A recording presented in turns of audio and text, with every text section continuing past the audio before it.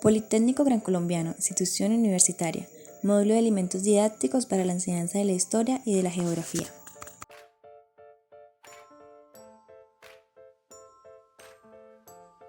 ¿Cómo enseñar historia y geografía en Colombia? Abordaremos el tema a partir de la problemática que hay en el proceso de enseñanza-aprendizaje de la misma. La historia es una de las asignaturas más aburridas para los estudiantes. Debe ser porque son clases magistrales en donde el maestro solo habla y habla sin ninguna emoción, mostrando a los estudiantes el poco interés que él mismo tiene por la asignatura.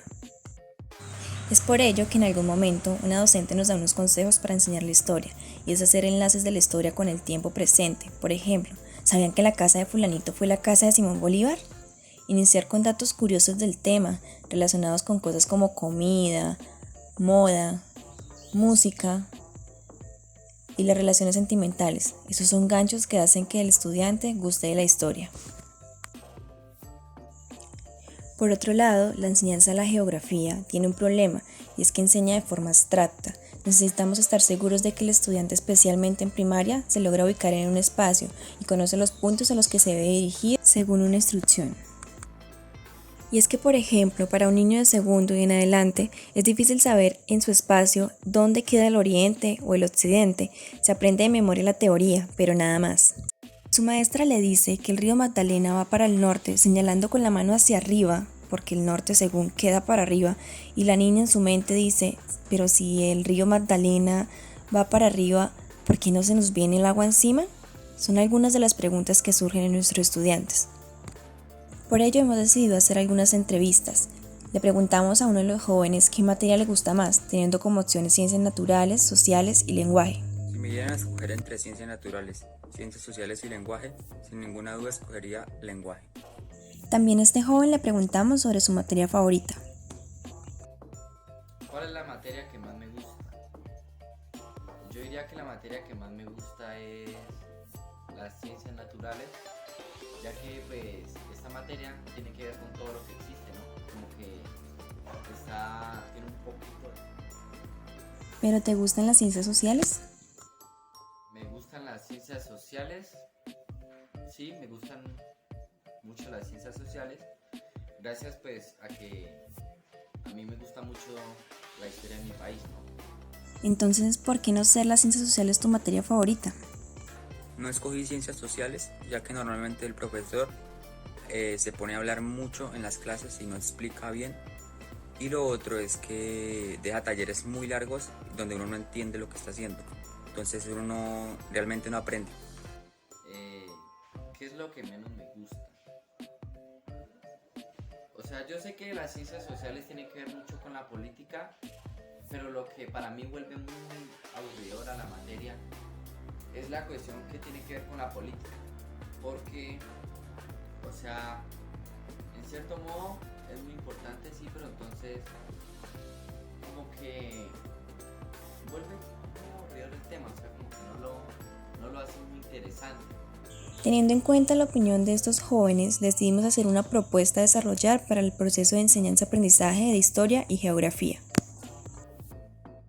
en donde el tema principal sería la organización de la familia y sus principales características durante el periodo paleolítico. Tomando como objetivos de aprendizaje el identificar la importancia de la organización social de la familia a través de los diferentes periodos del Paleolítico, describir las principales características de la organización de la familia durante este periodo y diferenciar los principales rasgos entre los tipos de familia establecidos en el mismo.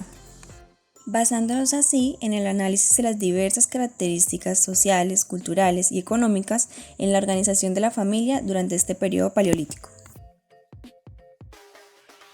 Dando así inicio a nuestra clase, primeramente con la actividad de motivación, en la que deberían asociar las organizaciones de la familia. Como primer momento, los estudiantes deberían armar grupos y asimismo resolver algunos rompecabezas, que darían como resultado algunas características propias del periodo paleolítico, mostrando así sus formas de vida. Del mismo modo, el docente presentará un ebook en donde dará a conocer algunas preguntas de por qué se llamaba paleolítico este periodo, algunos datos curiosos como si había congelador, si los perros eran domésticos, los dibujos en cuevas, lo importante que eran para ellos y su cultura, acompañado de un video que resignificaría todo lo anterior.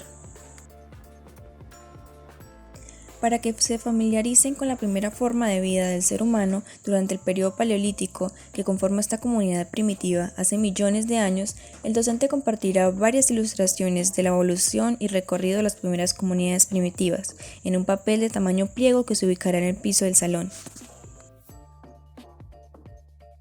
Una vez los estudiantes se hayan ubicado temporalmente en el periodo paleolítico, resolverán algunas preguntas a manera de reflexión.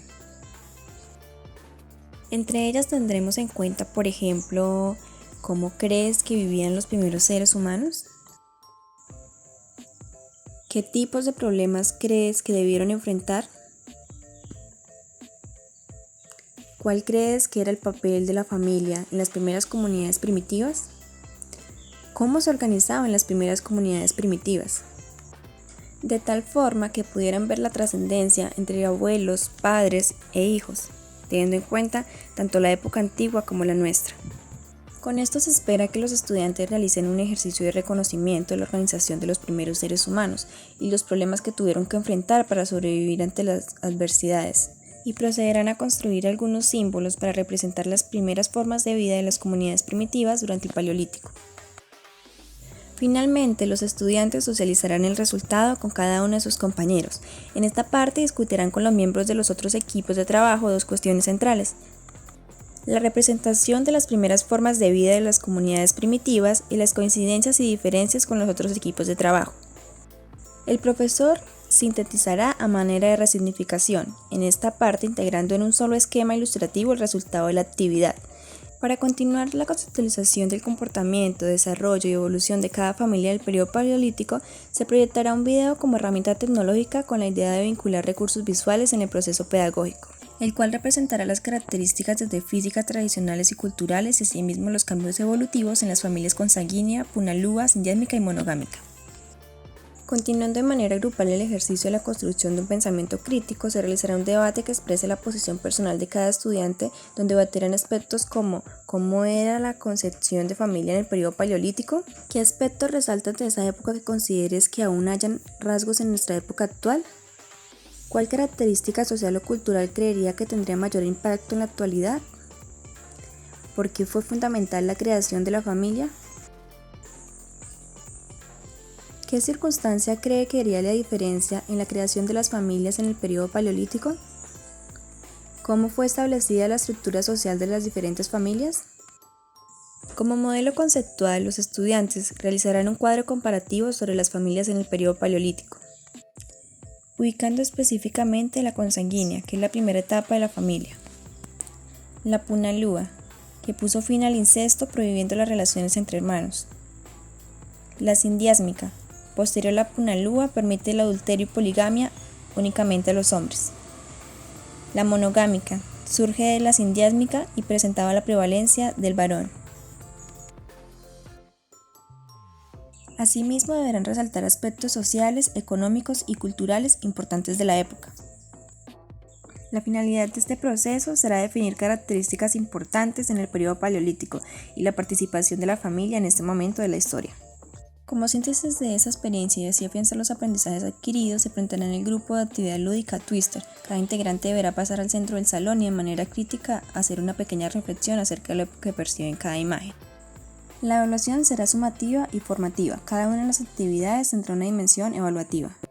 Los ítems para evaluar serán puntualidad y respeto en la clase, participación coherente con los contenidos desarrollados en la secuencia, desarrollo de las actividades propuestas. Demostrar la aplicación de las habilidades comunicativas, evidencia la pronunciación del conocimiento en la temática establecida, promueve y se involucra en el trabajo colaborativo, obteniendo así la siguiente rúbrica de evaluación, en donde encontraremos los criterios, la valoración de cada uno y asimismo las observaciones que tengamos acerca de cada estudiante, dándonos una calificación total del 100%. Como última medida, consideramos importante hacer una reflexión acerca de este proceso de enseñanza-aprendizaje tanto de historia como de geografía. Una de las problemáticas de enseñanza de historia y geografía es de muchos años atrás. Se han venido enfocando el mismo método antiguo de enseñanza, la cual no ha evolucionado, haciendo que los estudiantes modernos tomen esta clase aburrida y no de su interés. Por lo contrario, conllevan a que muchos de ellos se alejen más de estas áreas. En la mayoría de veces, la falta de lúdica en una clase de historia y geografía permite llamar la atención de los estudiantes. Esto hace que se motiven por aprender nuevos conocimientos. Por otra parte, el contexto es otra forma en que ellos puedan adquirir un mayor aprendizaje del tema planteado. Es decir, no siempre tener clase en el salón, sino llevarlos a otros entornos donde puedan sentirse bien y aprender con mayor facilidad. Los agentes educativos o docentes en la enseñanza de la geografía deben buscar formas de enseñanzas alternativas que hagan de la clase una acción innovadora y sustentada en el abordaje de los contenidos de manera integrada. Debe ser una enseñanza estructurada desde las realidades de la escuela y del contexto, y apoyadas en materiales didácticos construidos a partir de una conceptualización propia de la pedagogía de la geografía.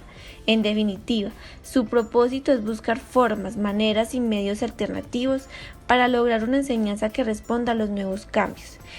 Hacer énfasis en la necesidad de romper con la manera dominante de enseñanza, caracterizada por la presencia de un fuerte contenido teórico, metodológico, memorístico, descriptivo y por ende aburrido. Todo docente debe tener estrategias convenientes que incentiven y estimulen al niño. Para lograr este propósito hay que integrarlos a su propia realidad y experiencia, es decir, que el trabajo que se desarrolle en el aula de clase debe ser lo menos impuesto posible, con la finalidad de evitar el rechazo hacia el proceso de enseñanza y aprendizaje. Hay que despertar su atención, su sentido de asombro hacia la clase, y una manera adecuada sería un recorrido por la comunidad alrededor de la escuela, a fin de fomentar la curiosidad infantil e incentivar su interés por conocer con mayor profundidad los elementos del medio, sus interrelaciones. También formular preguntas bien dirigidas donde se trate el porqué de cada objeto del espacio, sobre cómo influye el hombre en la sociedad y sobre la propia naturaleza de los hechos que acontecen localmente. Esto aviva el interés y el espíritu de investigación en el alumno.